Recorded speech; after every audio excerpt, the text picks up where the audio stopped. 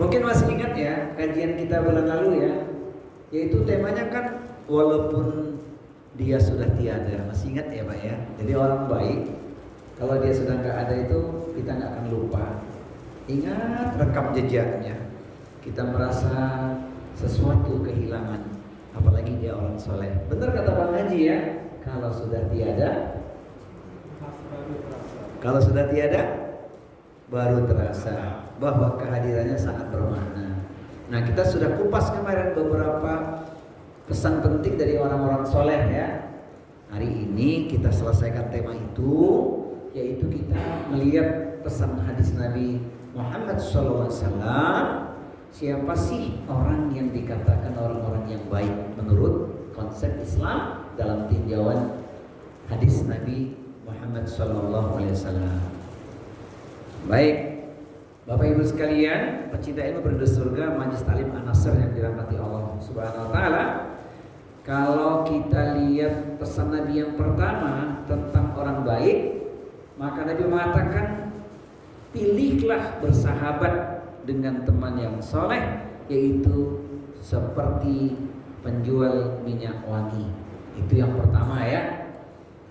Sebab ada bedanya. Sesungguhnya perumpamaan teman yang soleh dan teman yang buruk adalah seperti penjual minyak wangi dan tukang pandai besi. Bukan bicara status sebenarnya, tapi pelajaran bagi kita. Kalau kita memiliki teman penjual minyak wangi, kita dapat apanya Pak? Dapat 3 hal tuh. Pertama, boleh jadi kita dikasih hadiah karena kita sahibnya. Dia sedang untung besar, dikasih hadiah kita. Yang kedua, kalau kita beli dikasih harga khusus, diskon 50%. Terus parfumnya original, bukan abal-abal. Sebab kadang kita beli parfum, wanginya sebentar udah hilang, banyak campurannya. Bahkan ketika kita di Arab pun beli parfum kelihatan murah, belum tentu itu original, sebentar udah hilang wanginya. Jadi di mana-mana modusnya begitulah, tipu-tipu, ada saja. Kemudian yang ketiga, kalau kita tidak dikasih hadiah, tidak beli, kita dikasih tester wangi, sehingga kita bisa beli di lain kesempatan. Beda ketika kita bergaul dengan tukang pandai besi. Kalau kita dekat-dekat dengan dia, ada kemungkinan terkena percikan api sehingga baju kita berlubang. Kalaupun tidak, asapnya mengenai pakaian kita bau. Maka orang ditanya, siapa sih sohibnya? Oh, sohibnya ketua DKM An-Nasr, aman tuh. Kalau lapar pasti kenyang karena diajak makan sama dia. Contohnya begitu, ya kan? Di mana sohibnya orang-orang baik? Di Masjid An-Nasr tuh. Alhamdulillah, misal seperti itu. Nah, Nabi mengatakan tuh dalam hadis Bukhari Muslim, kita nggak boleh sendiri Pak, nggak boleh menyendiri karena kita akan kalah. Hari ini tantangan zaman begitu berat, kita mesti punya komunitas. Dikatakan dalam hadis Nabi, yaitu innama ya'kulu dhi'bu minal ghanamil qasiyah. Sesungguhnya serigala itu hanya memakan domba yang menyendiri. Kalau domba banyak, serigala nggak berani. Nah, ada ayatnya, memang Allah perintahkan kepada kita supaya membangun komunitas di tengah orang-orang yang benar. Mana ayatnya? Nah, kita temukan di Quran pada surat 9, yaitu surat At-Taubah ayatnya 119. Ya ayyuhalladzina amanu ittaqullaha wa kunu ma'as-shadiqin. Wahai orang-orang yang beriman, bertakwalah kepada Allah dan bersamalah dengan orang-orang yang benar. Siapa orang yang benar itu? Orang yang benar, orang yang soleh. Mereka ahli ibadah, ahli taat, ahli taubat, ahli silaturahmi, ahli Quran, ahli dalam kebaikan. Di mana mereka berada? Di majelis ilmu taman surga, di tempat-tempat ruang-ruang sosial, di medan jihad. Itulah sahabat yang sebenarnya, karena mereka disebut sebagai orang-orang yang benar. Semoga kita semua termasuk di Baik, kelas. Nah, kalau sudah kita dapat pesan itu, berarti sekarang masuk pada rinciannya nih. Siapa saja orang-orang yang dikenal sebagai orang yang baik itu? Pertama, Nabi mengatakan kriteria orang yang baik di dalam hadis dijelaskan. Nomor 1, yaitu mereka yang belajar dan mengajarkan Al-Quran. Itulah orang yang baik. Khairukum man ta'allama al-Qur'ana wa 'allamahu. Sebaik-baik kalian adalah orang yang mempelajari Al-Quran dan mengajarkannya. Maka kita mesti senang dengan Quran. Masya Allah. Kenapa kita senang Quran? Karena Quran itu cahaya yang menerangi hidup kita. Al-Quran itu pembeda al-haq wal batil.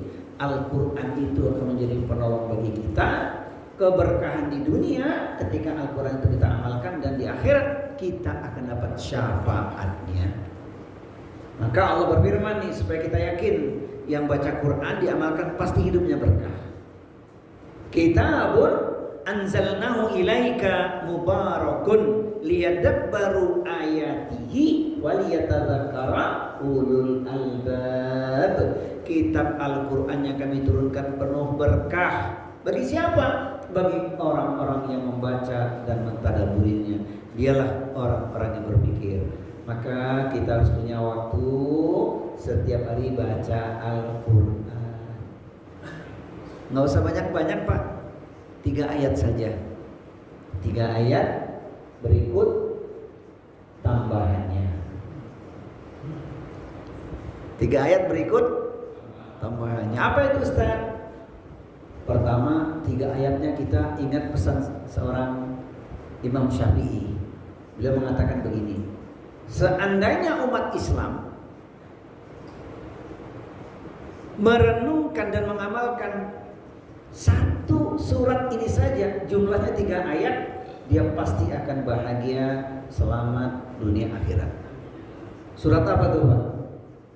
Surat paling favorit, wal asri innal insana lafi khusrin illa illal ladzina amanu wa 'amilus sholihati wa tawassaw bil haqq wa tawassaw bis sabr. Surat Al-Asr, demi masa semuanya pasti rugi kecuali 1, yang beriman, 2, beramal soleh, 3, saling nasihati dalam kebenaran dan kesabaran. Itu kan 3 ayat itu 3 ayat pasti dibaca. Tambahannya apa? Silakan.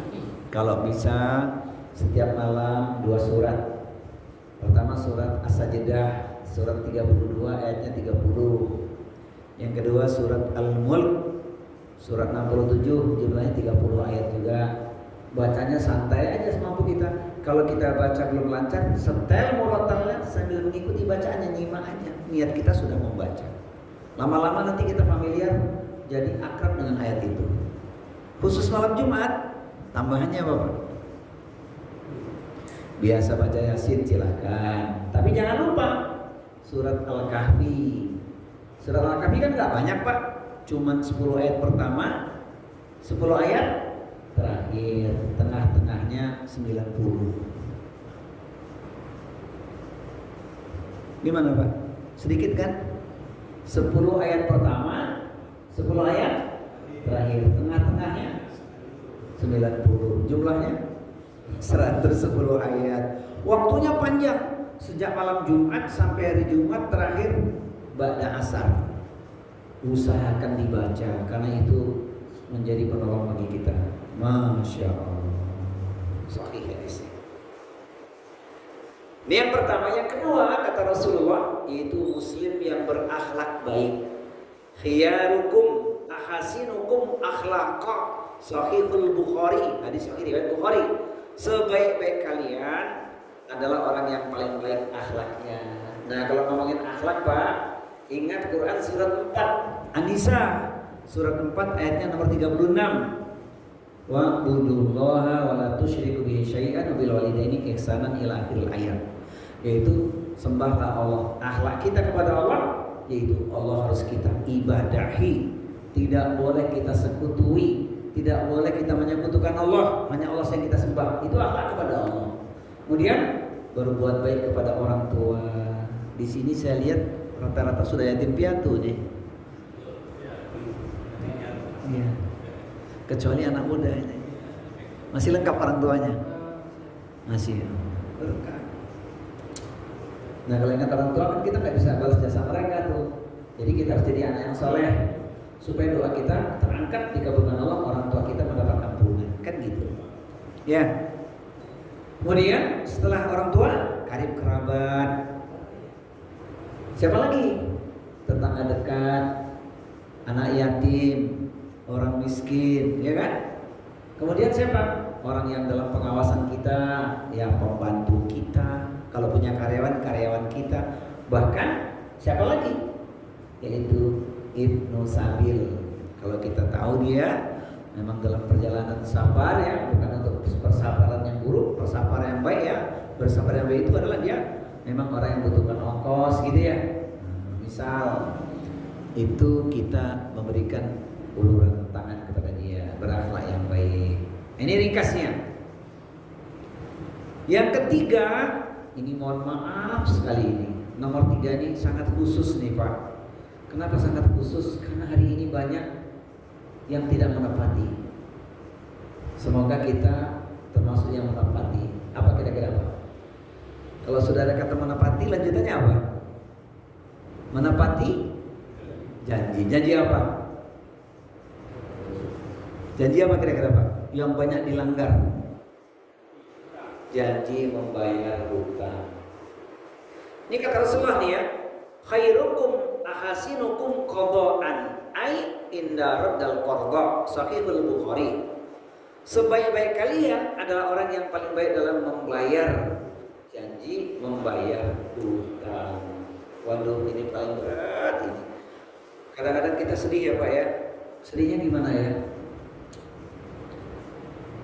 Sering kali kejadian yang nagih sama yang ditagih galakan,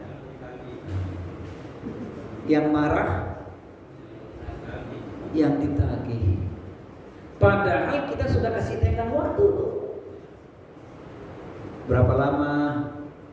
1 minggu. 1 minggu berganti 1 bulan. 1 bulan berganti 1 tahun. Sudah lebih 1 tahun. Bahkan ada yang bertahun-tahun.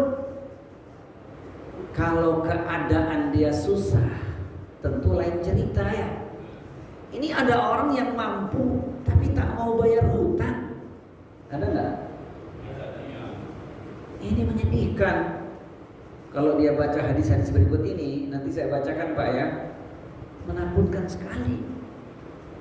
Tentu beda kalau orang yang kita pinjami itu tidak mampu, hidupnya susah. Kita dapat ayat dari Al-Quran, surat Al-Baqarah, surat 2, 280 untuk yang punya hutang. Merenungkan hadis yang saya akan bacakan ini mestinya. Rasul mengatakan dari Muhammad bin Abdullah bin Jahsi, ia berkata, Rasulullah SAW sedang duduk, lalu datang seorang laki-laki dan bertanya, wahai Rasulullah, apa balasanku jika aku terbunuh di jalan Allah? Berarti dia sedang jihad di jalan Allah. Rasulullah menjawab, surga. Jadi mati syahid itu masuk surga. Lalu ketika orang itu pergi, Rasulullah bersabda, kecuali jika ia mempunyai hutang. Jadi mati syahid aja nggak masuk surga. Dia akan dihukum terlebih dahulu dengan dosanya itu. Karena ini hak nas, haknya orang lain.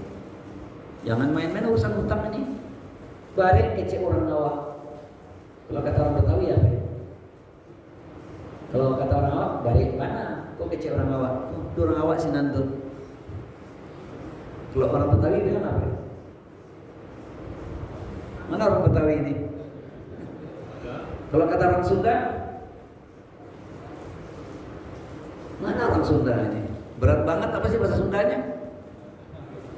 Kalau kata orang Jawa, abot tenang gitu ya. Seperti itu Pak. Nah, berarti urusan hutang ini bukan urusan kecil. Itu hadisnya riwayat Abu Daud. Nah yang kedua, ini hadis Muslim lagi. Masya Allah, hutang menghalangi ampunan. Tuh.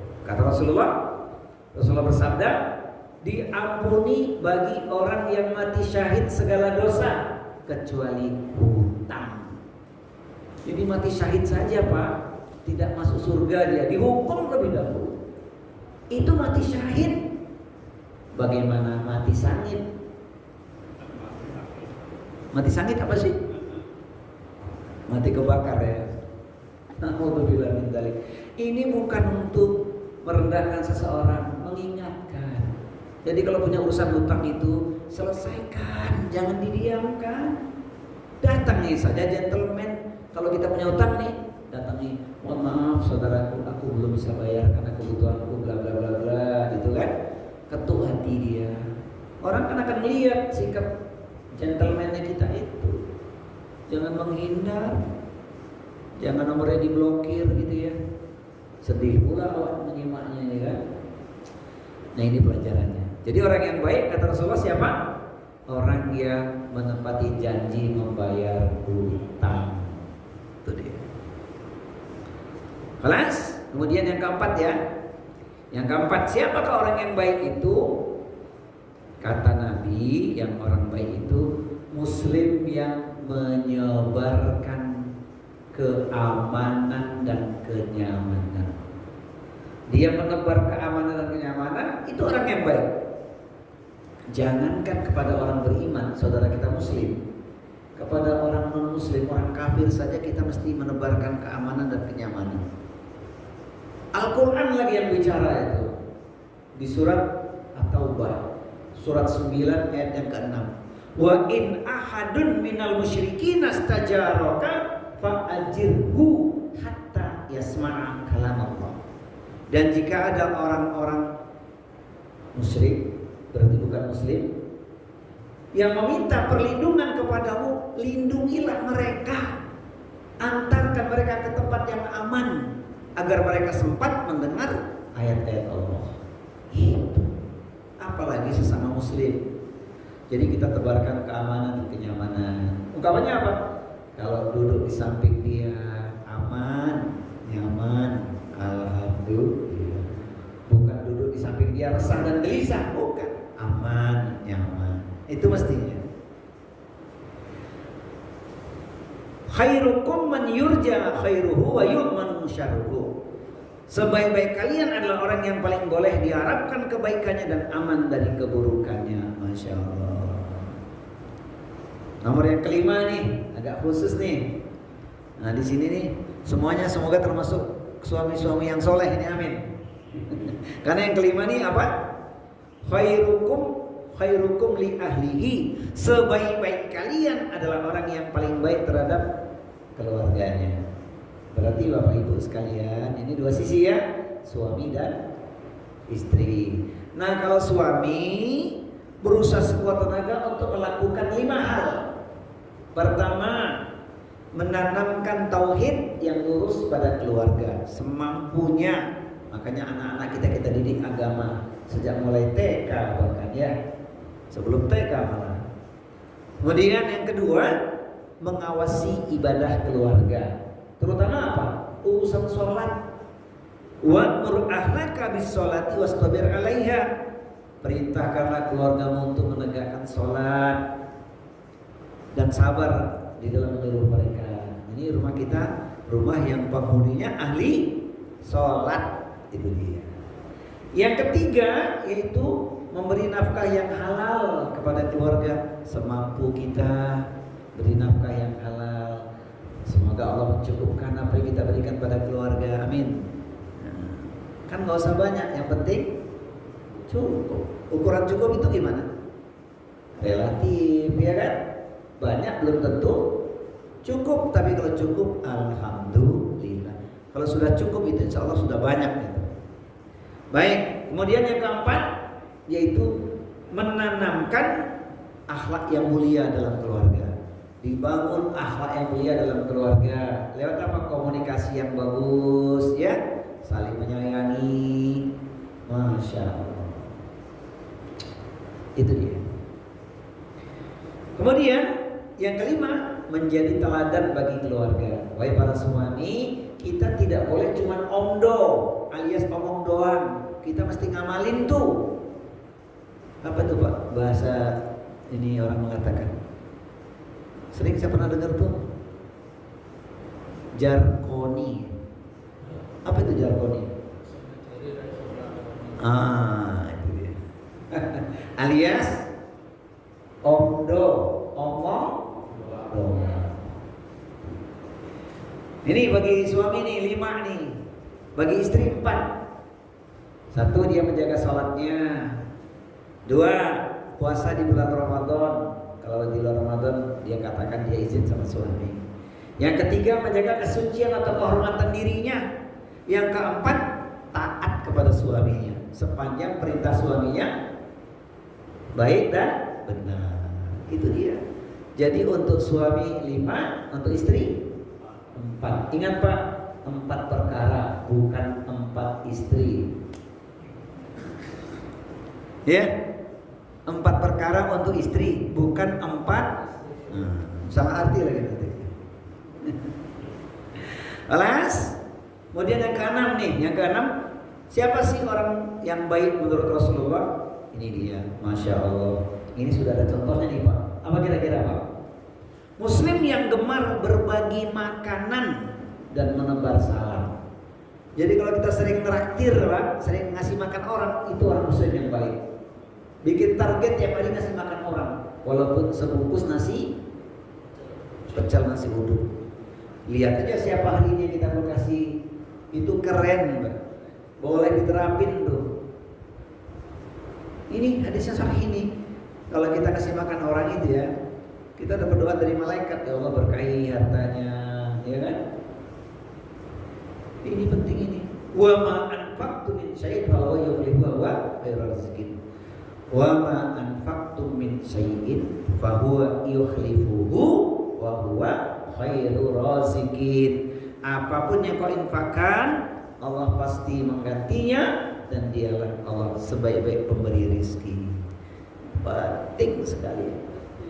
Ya. Tadi apa Pak? Berbagi makanan dan menebar salam.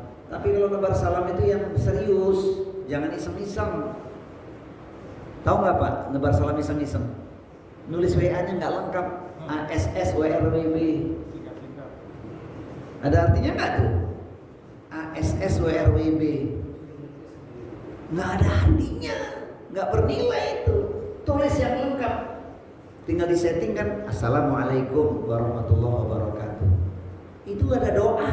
Malaikat mengaminkan tuh. Ucapan salam itu kan doa. Kita yang membalas juga yang lengkap. Jangan cuma was. Banyak nggak Pak? Was, was apa ini?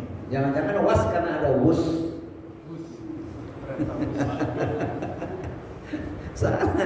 Wassalamualaikum warahmatullahi wabarakatuh. Jadi doa itu. Khairukum man atama ta'ama wa radda salami. Sahihul Jami'. Sebaik-baik kalian adalah orang yang memberi makan kepada orang lain dan menjawab salam. Jawabnya juga yang benar nih, yang lengkap. Assalamualaikum. Jawabannya Waalaikumsalam. Jangan kum artinya berdiri itu. Pakai kof bukan pakai kaf tapi. Yang ketujuh, siapa sih muslim yang baik kata Rasulullah? Muslim yang baik terhadap sahabat dan tetangga. Alhamdulillah hubungan kita dengan sahabat baik, dengan tetangga baik. Khairul ashabi indallahi khairukum li sahibihi wa khairul jirani indallahi wa khairukum li jarihi. Khairul ashabi indallahi wa khairukum li sahibihi wa khairul jirani indallahi khairukum li jarihi. Sebaik-baik sahabat di sisi Allah adalah orang yang paling baik terhadap sahabatnya. Sebaik-baik tetangga di sisi Allah adalah orang yang paling baik terhadap tetangganya. Alhamdulillah punya tetangga baik. Kalau dapat rezeki berbagi, ya kan? Alhamdulillah tuh sudah diterapkan oleh istri-istri kita tuh Pak, oleh anak-anak kita.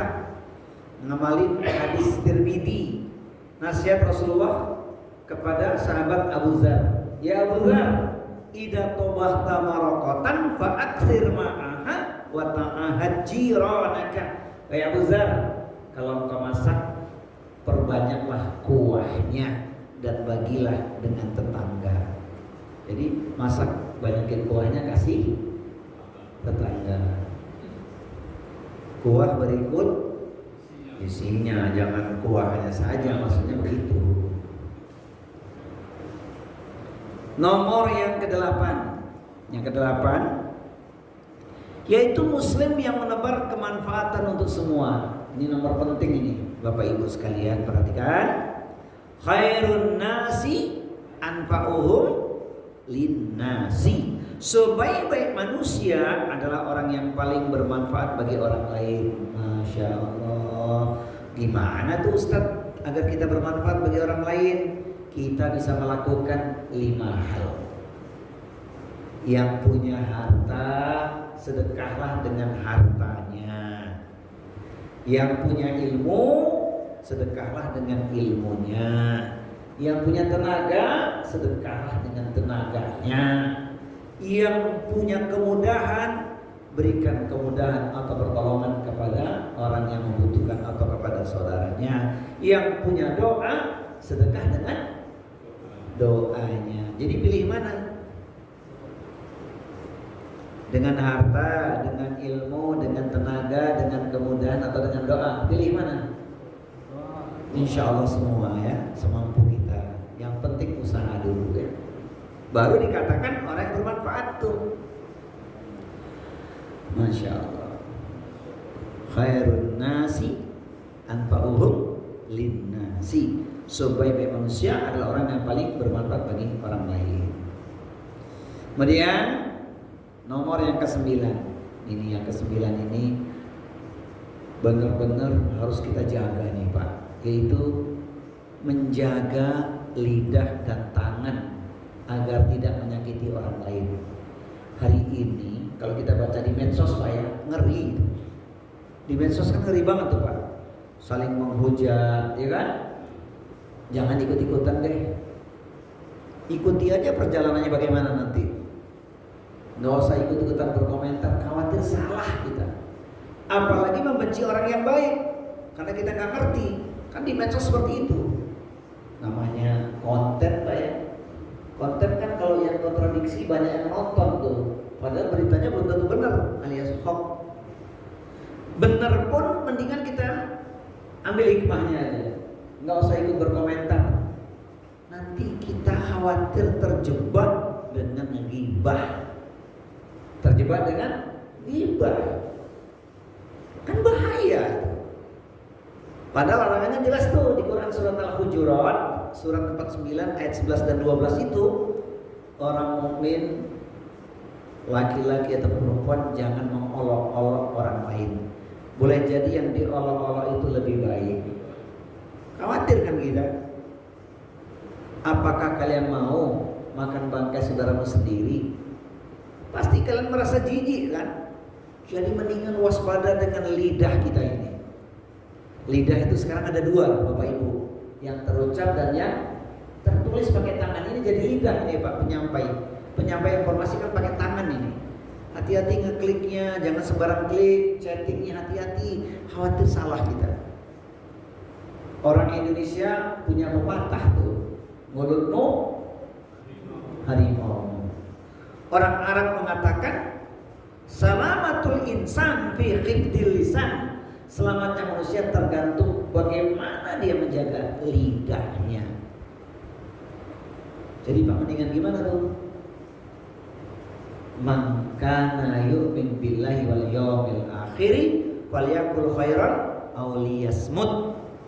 Barang siapa beriman kepada Allah dan hari kiamat atau hari akhir, hendaklah ia berkata yang baik atau diam. Itu dia. Hati-hati pokoknya ngomong ini. Ternyata kalau kita buka di Quran ada dalilnya tuh. Wa qulu linnasi husna, bertutur katalah yang baik kepada manusia. Kata Rasulullah, al-muslimu man salimal muslimuna min lisanihi wa yadihi. Muslim sejati adalah yang kaum muslimin selamat dari lisan dan tangannya. Tuh. Tangan kita jangan zalim, jangan ambil milik orang lain, mulut kita jangan mengucapkan caci maki, sumpah serapah, hinaan dan seterusnya. Hati-hati. Sekarang gimana kok yang terjadi sebaliknya? Kita yang dicaci orang, dimaki orang, dicemarkan nama baik, diapain Pak? Dibalas atau dimaafkan? Dibalas atau dimaafkan?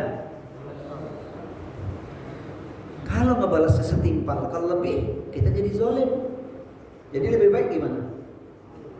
Dimaafkan. Pahalanya besar. Ini saya lihat di sini wajah-wajah pemaaf semua ini. Iya, nggak ada yang nyimpan dendam di sini nih. Kelihatan wajah-wajah pemaaf nih, masya Allah. Ini pasti kalau pagi sarapannya nasi uduk ini. Sarapan pagi nasi uduk, lauknya bakwan.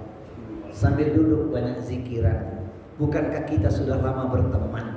Kesalahanmu sudah kumaafkan. Atau penikmat kopi ya, memang nikmat segelas kopi, apalagi ada dicocol roti, ya, sambung terus silaturahmi, panjang umur luas rezeki. Kata siapa? Kata kita malam hari ini. Masya Allah, ini luar biasa ini. Jadi lidah kita hati-hati, jangan ucapin sembarangan ya. Jangan melukai orang gitu ya. Itu kan ada syairnya tuh. Pak Agus pasti ingat tuh kalimatnya. Jika pisau lukai jari, banyak obat panggilan nyeri. Namun jika lidah lukai hati, hendak kemana obat dicari. Tuh. Kemana nyarinya? Silaturahmi. Terakhir ya, yang ke-10 sesuai waktu kita. Nah yang ke-10, orang yang baik kata Rasulullah, khairun nasi man tala umruhu wa hasuna amaluhu, sahihul jami'. Sebaik-baik manusia adalah orang yang panjang umurnya dan baik amal perbuatannya. Sahihul jami' ya. Jadi muslim yang gemar berbuat kebajikan sepanjang hidupnya. Jadi kita kalau ngomongin hidup, sudahlah lupakan masa lalu kita. Yang tersisa ini kesempatan kita untuk bekal akhirat kita. Jadi gimana tuh berbuat baik semaksimal yang kita bisa. Nggak ada untungnya kita melakukan keburukan ya. Pokoknya berbuat baik semampu kita. Itu dikatakan sebaik-baik manusia yang panjang umurnya, kemudian baik amal baiknya, amal perbuatannya. Tapi ingat lawanannya ada. Wasyarrun nasi man tala umruhu wa sa'a amaluhu. Dan seburuk-buruk manusia adalah yang panjang umurnya, buruk pula perbuatannya. Padahal kita hidup ini harus hati-hati gitu kan. Kalau kita nggak berbuat baik, rugi. Supaya apa? Supaya kita nanti saat berpulang ke rahmatullah, karena kita cepat terlambat kan pasti berpulang ke rahmatullah. Hidup ini kan tidak kekal. Allahu a'lam sampai kapan jatah hidup kita di dunia ini. Masih berapa lama lagi kita tak tahu kan. Kita boleh mohon semoga umur kita diberkahi Allah, karena merasa bekal masih sedikit. Tapi ingat dia maut mengintai setiap saat. Oleh karena itu tidak ada pilihan lain, hendaknya kita berbuat baik supaya dikenang orang, bukan untuk dapat pujian orang. Tapi Nabi memang mengajarkan pada kita begitu. Hablum minallah wa hablum minannas, hubungannya baik kepada Allah dan kepada manusia. Saya tutup dengan kalimatnya seorang sahabat Ali bin Abi Thalib. Kalimat ini menyentuh hati kita. Beliau mengatakan, waladatka ummuka ya bna adama bakian wan nasu haulaka yadhakuna surura. Ibumu wahai Bani Adam telah melahirkanmu dalam keadaan engkau menangis. Sementara orang-orang di sekitarmu tertawa bahagia. Anak kita lahir, nangis. Kita, keluarga, tetangga, tertawa bahagia. Anak lahir nangis, tandanya hidup. Sama juga tetangga lahiran. Kita ikut bahagia. Alhamdulillah, senang gitu ya. Nah itu pembuka ucapan syairnya.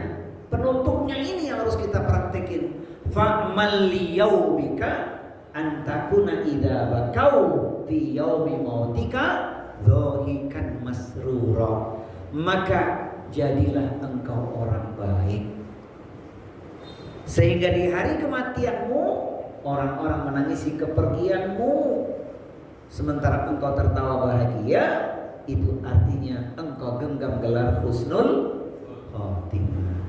Udah atau belum Bapak Ibu? Belum ya. Kenapa belum? Karena kita masih hidup ya. Tapi coba ingat ya Allah, almarhum Bapak Ali Tahir contohnya ya. Para ulama yang pernah kita dengar kalimat-kalimatnya, Syekh Ali Jaber ya. Dan masih banyak lagi tokoh-tokoh orang-orang soleh itu. Kita teringat tuh kalimat-kalimat dia itu. Masya Allah. Kita pernah hadir di majelis mereka gitu kan. Ini saya kalau di Masjid An-Nassr selalu ingat beliau. Jadi pertama kali saya akrab dengan almarhum Pak Ali Tahir di sini, Pak. Waktu itu ada kesempatan saya ngisi khutbah Jumat di sini, beliau pas tanggal merah itu enggak ke Al-Jabar, pas sholat di sini. Kita masih ingat enggak Pak Agus? Pak Agus dan saya sama Pak Kadar kan? Kita ke rumahnya waktu itu, makan siang di sana ya. Masya Allah. Itu perjalanan. Jadi kita punya kesempatan mengukir kebaikan. Semoga kita semua nanti saat berpulang husnul khotimah. Amin ya rabbal alamin. Nah akhirnya dengan mengambil hikmah keteladanan orang-orang soleh yang telah mendahului kita, kita dapat meningkatkan motivasi untuk memperbaiki diri agar menjadi pribadi yang bertakwa.